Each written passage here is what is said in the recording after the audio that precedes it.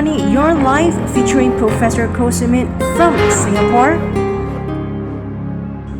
Brought to you here every week by themetropolis.com and Lifestyle TV USA.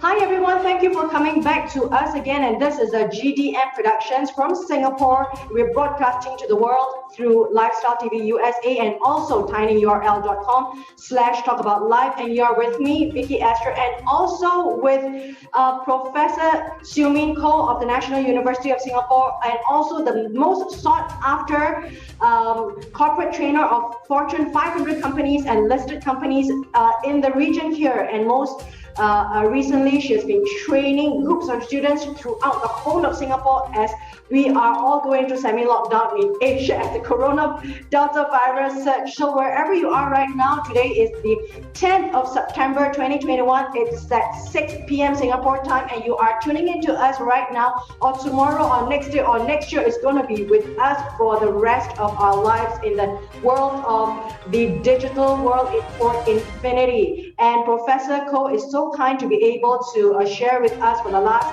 4 lessons what are the things that SMEs and young entrepreneurs should look out for as they dive into entrepreneurship and new companies in the pandemic. And today she's going to talk about retailers like myself as a retail investor. What are the things I should look out for as stocks become volatile, it's up and down, and we should not depend on brokers. We should not depend blindly on Warren Buffett, what he's buying, what he's selling, or what Elon Musk say on Twitter that moves the market just because of one tweet he says. Most importantly, we must have the knowledge and awareness as retail investors. If we have got $10,000 in our hands, what should we do? And we must get some basic understanding of financial statements if we are investing $10,000 for a start in a company wherever they are, in Singapore, in a US market, or in Asia, in an emerging market, in the blue chips, etc. For listed companies, the information is made public in the public domain. We must learn to pick up the financial statements and do some basic analysis.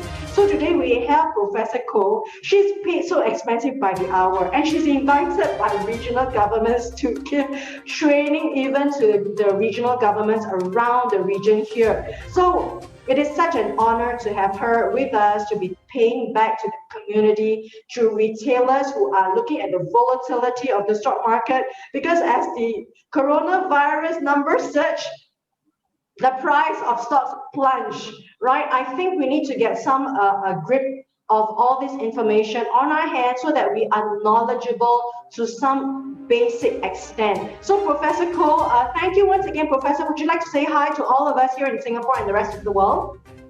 Hi, everyone. Thank you for being here again. And thank you, Vicky, for the kind introduction. Yeah, Professor Koh, without further ado, because your time is so expensive, I'm going to make you the host, and I'm going to dive into the session with you as we get her very basic of investment 101. And we're really talking about entry level. And for today and tomorrow, she's going to go into part 1 and part 2 of some of these financial ratios that we should look out for as retail investors for a start, without paying fees to the brokers. But a disclaimer, ladies and gentlemen, all this is just for basic knowledge. We are not endorsing or condoning any shares, just for basic knowledge, looking at the financial statements. What should we know as consumers? All right, I am going to make Professor Koh the host, and take it away, Professor. Thank you, Vicky. Thank you, everyone. So glad to be able to start all over again, to let everybody appreciate this concept called ratio analysis. So give me a second and I will be with you in a while. And while Professor Koh is actually trying to pull out her slides, that I'm so honored that she's prepared for all of us in the internet world, she is going to show us very simple financial statements that she's prepared particularly for these sessions. And I'm going to reiterate, she is not taking anything from her classes. She's redoing everything for us for this show. So we are in such a privilege position, and we're so honored to have her and the time that she prepares these overnight for us. Thank you so much, Professor. Take it away. Quantitative analysis. Thank you, So we are Vicky. in slide number 1 right now. That's right. We're in slide number 1, and I would like to put it on a slideshow mode so that if one wants to start considering putting an amount in the region of $10,000 to buy a share or a few shares, I think like what Vicky introduced is very important to have the knowledge. Knowledge gives you power, and the knowledge of power, which requires you to be fundamentally founded, means we got to do homework, like what I have done, you know. So hopefully this session will give you an idea of how ratios, which is looking at one thing is to another. All right, let me illustrate what is the meaning of ratio. If today I have the honor of getting, let's say, a report, and the report goes something like this: is the Apple's financials. Without diving too deep in, we are looking at what I call outside in. So it's very general and very basic. I call it commonsensical, being very business-minded, business sense. We look at things like, what does the income statement, which is one of the legs, you know, if you've gone through with me the first few sessions, you know that I like to think of it as 1, 2, 3. That's how our brains remember something as easy as A, B, C, and 1, 2, 3. So one of the leg goes like this. If I make money in the region of billion, let's say we have identified a blue chip, a good stock, of which we will then zoom in to look at what is the net profit. So this is the well-known word that Warren Buffett, many investors in the world around will use. It's called earning after tax. If you use this as a template, you would appreciate that I have made the sales the top line and then the earning the bottom line. Now, to analyze a ratio is the same as taking the height of two persons. If I take my height, which is 1.6 meter, versus my child's height, which is 0.8, that's called a ratio of 2:1. Or if I use my child's height of 0.8 meter to my 1.6 meter, that's called 1:2, and that's half. So ratio is really nothing more than just taking one number to relative to the second number. Once we appreciate that, it will be very easy to know the proportion. Yes, Vicky. All right. Professor Koh, we're looking at slide number 17, the income statement. So I'd like to iterate as a viewer, as a learner, as your student, the income statement actually shows the profit or the loss, right? And earnings, right? It's before the profits. Am I right? Earning is actually the net. I have paid all my dues. I've paid my salary. I've paid my selling. I paid my utility bills. I have even accounted for the wear and tear of my motor vehicle called depreciation. Yeah. And then I get what I call my earnings after paying interest to the bank.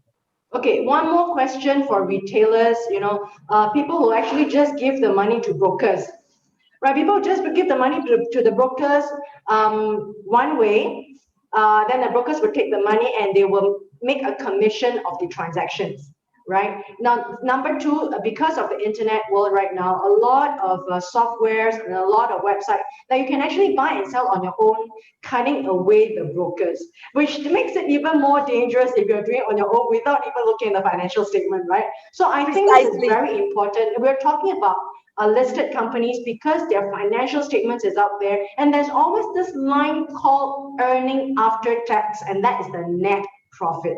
So we always look at this. Am I right, Professor Koh? Precisely, that's correct, Vicky. You are on the right track. Let's take a look at Apple. It is a number that is wow. So many items there. Sometimes you don't know where to start. So we start by looking at, okay, so how much did the company bring in? By selling the Apple products, by providing the service, it totals 274 billion. So that is only the income, gross income. But to run a business, you incur a lot of costs, such as cost of goods sold, your operating expenses, utilities, salaries, and we go all the way down until after they pay income tax. So that is net income after tax. And that number there, if you take a good look, is 57 billion. For every dollar of sales, which is 274 billion, I am making a net profit of 57. So it will work out to about 20%. So this is the ratio that we look at. And if I were to look at the same number here, I like to use this number because it is clearer, it's basic. If I follow from the top down, after paying for the materials that is used to build my Apple phone and build my MacBook, I have what I call a raw profit. And that's like 0.4 of a billion. This is a hypothetical situation. The gross margin. Yes, and in terms of ratio, it will be 0.4 billion out of 1 billion. So that is 40%. But this is before paying all the dues for rental, warehouse, all the necessary operating. Yes. So I must have a big buffer.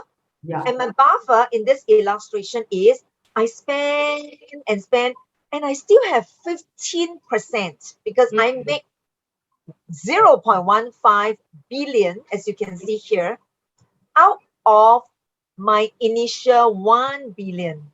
So that is called a ratio.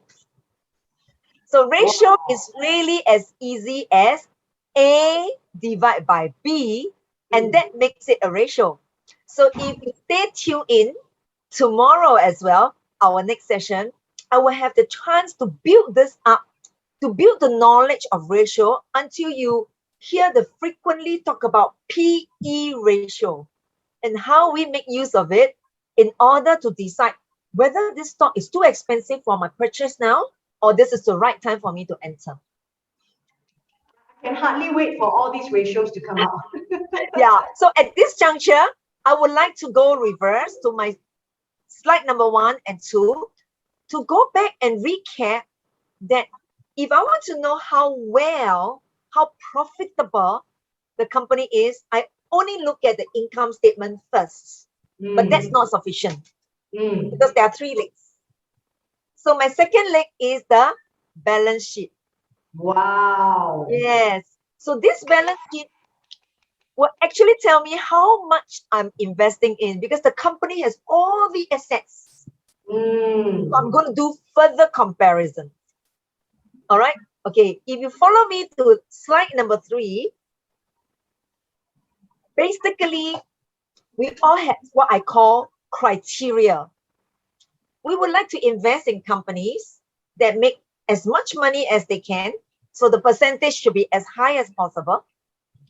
And then we look at how much do we get out of this investment, as in how much return, because the company earns profit as a percentage of my dollar and cents invested. And that's called return. You would like to know that the ratios I've introduced here are good for many aspects of analysis. I could be considering a company listed on the exchange, or I'm actually going to do an acquisition. I am a small business. I now have grown big enough. I want to join force with another company so that we become synergistic. So 1 + 1 is more than 2, right? We would also like to use the skills. This skill is so portable. It really trains the mind and your perception of business and appreciate the dynamics. So there comes the third ratio. It's called the turnover ratio. It gives you a sense of productivity. Yes, whether the company is making money fast enough, catching up fast enough with the delivery of goods, collecting the money from the customers fast enough, and then it will also impact on the cash flow of the company. Very clear. Very yes, clear, this is Professor. a very useful ratio 2. Now, everybody will be quite excited because you could be laying your hands by downloading from the internet ABC company. It could be listed on the Stock Exchange of New York, maybe in London, maybe in Singapore. So you dig through the information, comb through it, and look for what I call gross profit. So this is the gross profit that we saw just now. In my hypothetical situation, they were making a very decent gross profit of 40%. So that's called the margin, gross margin. But that is before I pay all my out-of-pocket expenses for of doing a business, right? Therefore, I need to go down to the bottom line and see the 15% return. Very clear, Professor. Thank you. So maybe, Vicky, one of these days when you want to look at a stock, you can start applying this. But it's never enough to apply only one prong. Yes. For just like in many things, we have to look for all angles to do a holistic analysis. Yeah, and therefore now I'm going to introduce you to the return. Returns, yes. The return is simply, what do I get in return? I put my money to invest in this company so that the business can generate profit for many people. It generates profit for the bond investors. It generates profit for the shareholders. And also bring about employment, lots of opportunities for whoever are involved in the business. So that's the return. So there are two types of return I'm going to focus on. The first one is what everybody can very intuitively will tell you, oh, I've heard of this verse before. I've heard of this, ratio. It's called return on my total asset. Some people refer to this as ROI. And that's called return on investment, but they are the same. You can call me Miss Koh, you can call me Siu Min by my first name. I'm the same person. So I can call return on assets, I can call return on investment. They mean one and the same. So return on total assets is equal to net profit after tax divided by total assets in this ratio. So yes. If there's a high return, the high return indicates the management's ability to efficiently deploy its users and the resources of funds to generate profitability. Wow, love it. I love it. Yes, precisely. And therefore, it's quite smooth sailing to analyze return on assets because the aim is the higher, the better. True. The more, the merrier, right? True. Nobody will complain, if the thing goes sky high, it shoots through and say, oh, I've got a return of 17.6% for Apple share. Who's complaining? That's really very good return. Yeah, so that's number one. And then we like to look at, so if this company is so well run and it leverages on its credit worthy status to borrow more money, in the last few sessions, we talk about how do you become very resourceful, creative to the extent of getting delayed payment from your suppliers and hopefully cheap sources of fund from the bankers. Then you can multiply the return so that I can get double, triple, or in the case of Apple, it was 5 times as much as the ROI. Wow. So this equation is called return on equity. And the ratio is very similar to what you see for the ratio above. It's also what I earn, which is my net earning after tax, but it's per dollar of my money. Sure. Wow. Now this is really powerful. What is the earnings per dollar of your investment into the company, right? Yes. Powerful concept. And when I consider as the owner, the fact that I buy one share in Apple, one share in Airbnb, or one share in Nanofilm, it means I have a stake, albeit small, in the company. So for every dollar I put it in there, if I'm going to get something like 88%, like what I get in Apple, wow, every dollar spent is really worth it because I'm generating 88 cents per dollar of my investment. So this ratio really tells me that the company is really well run because the finance department must have managed the financial position so well. Okay, let me read, right?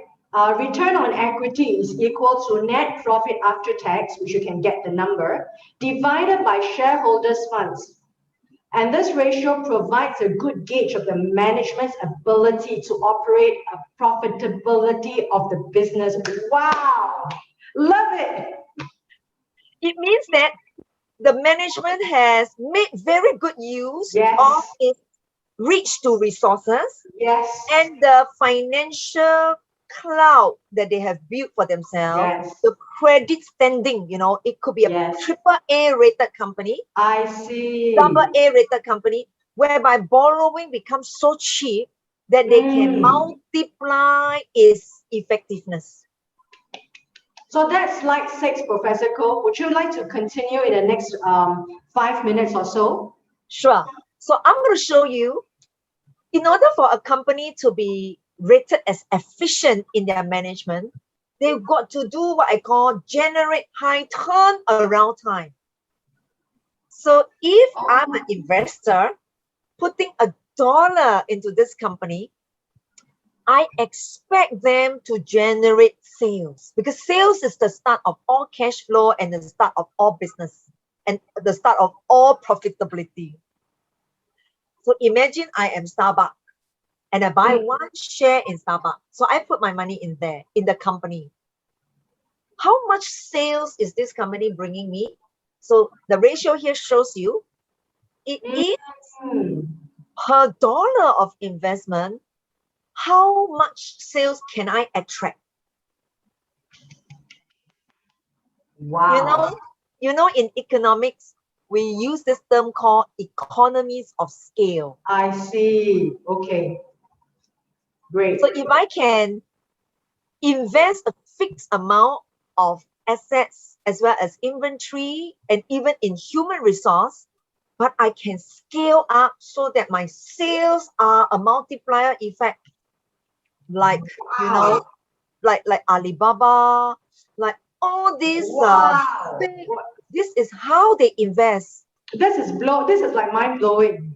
When you talk about Alibaba and all, as for example, you're putting in this dollar now, but Starbucks and Alibaba is expanding its market.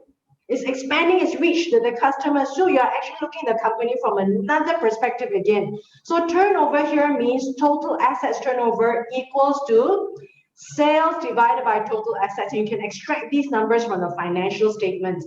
It is one of the measure of how well a company has used its productive capacity. That blows my mind. Beautiful. I love it, Professor Koh. Yes. From all these aspects.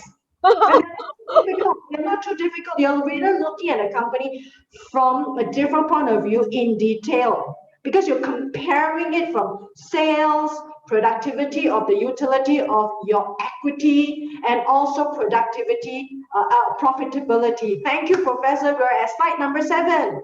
Yes. So now that we know these are the numbers we can play around and they are all available. Nobody hides because there's transparency in financial statements. Yeah. So it can be very objective. Yes. So numbers don't lie. They are numbers. They are there because it was produced. So now if I were to be a very detailed analyst and I know that Apple holds a lot of stock, I would be concerned if they sell the iPhone 12 as fast as they would like to. So this is the speed. Yeah, the speed with which they sell is expressed in number of times. Wow. So in the same concept, it's the same concept. Beautiful. So if today I know that with $1 billion business, all right, they generate sales and the inventory turnover is 12 times in 1 year. So what does that mean? there are only 12 months in 1 year. If your turnover is 12 times, that means your goods are selling like hotcake. Every month you're reordering, every month. Wow, that is really efficient. Wow. Okay, let me iterate as a good student of yours. Turnover is one, you got many turnover ratios, right? So this is the inventory turnover ratio. It is equal to the sales divided by inventory, or the cost of goods sold divided by inventory. This indicates the number of times of turnover of sales. It indicates how quickly goods move through the business. Of course, the faster the better, right? Certainly. So I use the number of 12 times in a year, which means that for one cycle to complete for the sale before the next order comes in, it means I could sell within a month. But if I have a 24 times, whoa, I could sell my goods and turn around every fortnightly. That's even more efficient. So the higher, the better. Professor Koh, for the last couple of minutes, would you like to wrap up this session? Then viewers can come into session 2, and this is like a trailer for the next session. I'm so excited. I'm looking at all this. Certainly. I'm so excited. I'm just excited. The next couple of minutes. Yes. So I'm going to just conclude by the minute we can appreciate this ratio from the perspective of an asset, I can change the asset from inventory to accounts receivables, otherwise known as debtors. So it is applied across the board for any of the assets that a company is holding. So we carry on from the same concept. The same company called Apple or Starbucks. I know that I have X dollar of sales in a year. When I divide by the amount of accounts receivable or debtors on the balance sheet, it gives me an indication. Now, this indication is like an index, you know. If we look at the weather, we look at the pollutant, we use index like PSI, pollutant index. This is also an index. Same thing. We like the collection to be fast. Yes. Of course, for Starbucks, they have no collection problem because it's cash on delivery. But if it's Apple who has distributors, they will need some time to collect all the money back. So the turnover could be 6 times. So what does 6 times means? 6 times means in 1 year, they complete their collection 6 complete cycle. So each cycle will take 2 months because there are 12 months in a year. Yes. And if this company I'm analyzing tells me their credit policy, that means they give the credit terms to their customer, is actually 2 months, I would expect the collection to be as fast as 2 months. So that is a good ratio. It's a very powerful concept, especially talking about collection, right? And you also indicate that whether your distributors, whether you're paying you on time or not, and then you can actually do your adjustment. So a lot of it is also internal management controls and internal policies. Professor, well, thank you for slide number 10. Would you like to wrap up in the next 15 seconds before we come back to you for the next episode? No problem. So all I want to share is, as long as we remember what I started with just now, which is we wish to know whether a company is doing well or not. We just go ABC, profitability, returns, and turnover. For each of this ratio, which is simply A divided by B, the higher, the better, the more I'm getting, and the more efficient this company is. So I hope this is useful as a start for investment. You know, Professor, you've earned your credibility, you've earned your reputation, you've earned your money, you've earned your wealth through really teaching and making things so simple. Like in the last 20 minutes or so, you know, you actually broke it down to such simple concepts for retail investors like myself or anyone with got like $10,000 or more. When they go into the marketplace, they should not just blindly give the money to a broker. the money, the broker will say, will promise you the sky. But I think it is so important for everyone to get a good grasp of the basic 101 of investment. Just looking at all these financial statements, which are all available on the internet, because they are listed companies, right, Professor Koh? And I'm so thankful that you're able to break it down to us. And with that, I'd like to thank you, Professor. Would you like to say hi in the next few seconds or so? Yes, I just want to thank you for listening in to me. And it goes back to what I say, do your homework. Your knowledge is your power, so that you know what you're investing your precious money into. Thank you, everyone. I really can't believe it. We will get all this online, free to everyone. I mean, what a great contribution we're making to the internet community. Thank you. I'd like to come back to you for the next session, ladies and gentlemen. Come back to Professor for the next session.